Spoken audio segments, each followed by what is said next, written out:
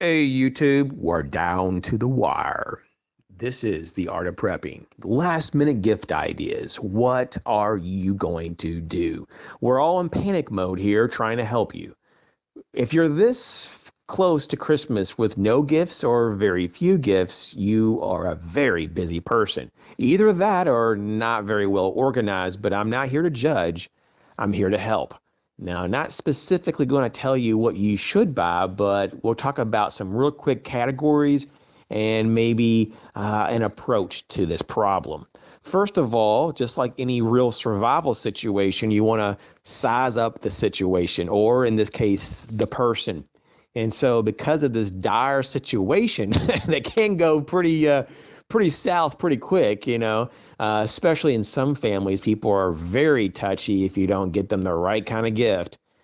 You may really want to just pretend and act like you've been planning all this time to wait to get the gift now because supposedly now is the best time.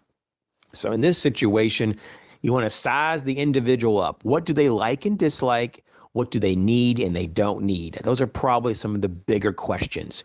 And you want to avoid buying those things that they don't need and they don't want because that's a big no-no.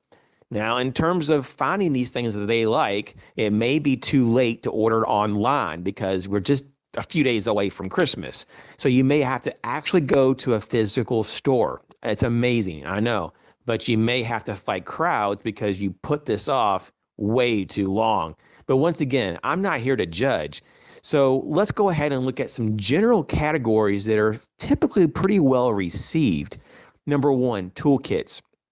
Everybody uses toolkits typically on some level. It could be a very general toolkit.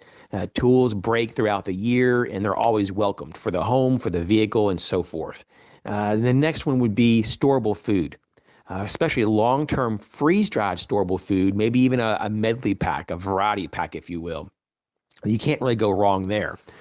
Water filters, that may be a hit and miss, but people who are prepared minded would really, well receive that. There's people who like crafts, they're very crafty people and they want to make stuff like ornaments. If you're really good at that, then do that. If maybe you're into cooking, I'd probably cook a pretty large amount of something if that's your main gift, but cook. If you're good at sewing, sew something, maybe knit if you know how to knit. Maybe it's a hat or a glove set.